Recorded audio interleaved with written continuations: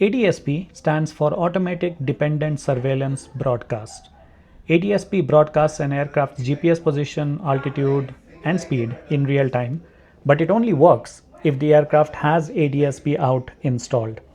At Oshkosh, I got to speak with Sentinel, a company with a product that enhances ADSB capability to account for things like birds and drones which won't have ADSB out installed.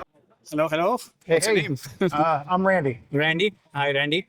You are from Sentinel V-TCAS. Yes, sir. Okay. Tell us about your product. Well, basically what we've done is we've created a receiver that does ADSB in, and we have it's also a dash camera. It has a micro SD card there. It's got speakers on it. It's got a CO sensor. We've added a little screen so that we can show you airplanes and things like that on the screen.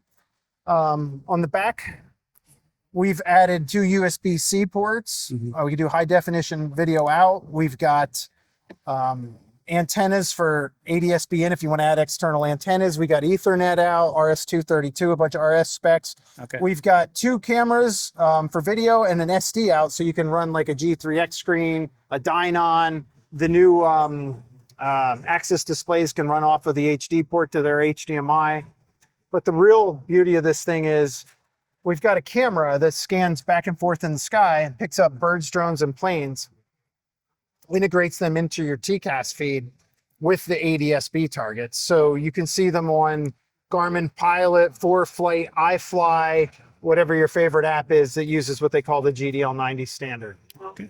Why would a general aviation pilot want to use it, or what system in the aircraft does it replace, or does it replace anything? So right now, there's nobody out there showing you birds and drones and planes that don't have ADSB attached to them, right? We're not tagging birds and stuff. So what we're doing is we're bringing that all together and integrating with all those targets from the ADSB.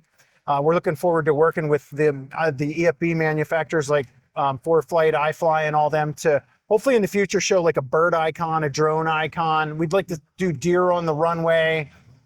There's a bunch of different applications going forward in the future. Okay. So today we need this video monitor attached to your aircraft, the inside. So yeah, and you don't have to attach it to the aircraft. If you want to have another screen, you can. Okay. You don't have to though. So like it'll already work with Bluetooth or Wi-Fi to your iPad and whatever application you're using. Fantastic. Like, yeah. Yeah. And you said that it has an Ethernet cable at the back. Yeah, so this doesn't look like your standard Ethernet cable. It's a different type of port. Okay. But this can be Ethernet. This one can also do a bunch of the RS specifications for connecting into existing panels and things like that. Okay. Now, it's not FAA certified yet. However, there is a NORCE certification we're looking towards so that you could mount it in your panel. So for right now, it's kind of got to be like a Stratus or a Sentry where like you Velcro it to the dash or you can't permanently affix it. But we're working towards that. So two parts to the unit. You have the display optional, or you can use it on your EFB and the camera mounted. Yeah, you definitely need to have the 2 parts. Okay. But how you display it, we can display it like 5 different ways. Okay. You know, we can use our app, bringing it up on an access screen or a G3X or, you know, the whole deal. Or we can just do the Bluetooth Wi-Fi connection so you can see it on your EFB. Okay, cool.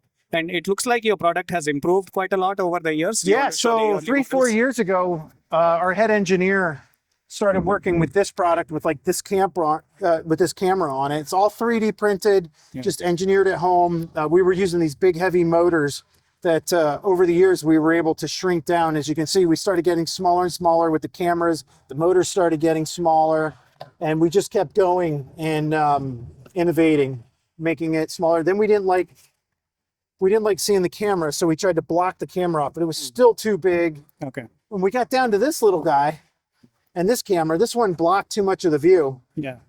But we went too small because then everybody wanted to add a screen. Yeah. So we actually had to go bigger to add the screen. So we actually got too small at one point. Okay, that's a massive improvement from your 2023, what you had to all the way here. Yeah. We're doing all the engineering in-house.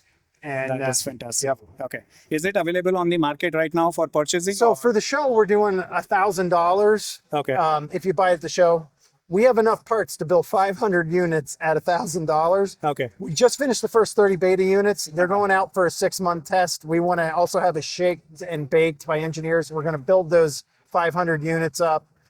We're hoping to be in the price point of about $1,500. Once launched. Okay. Okay. Fantastic. Thank you so much for Thank talking you. about your product. Thanks for stopping. Pleasure. Yeah. Appreciate it. Sorry, I don't do that often. No, you're good. You're good.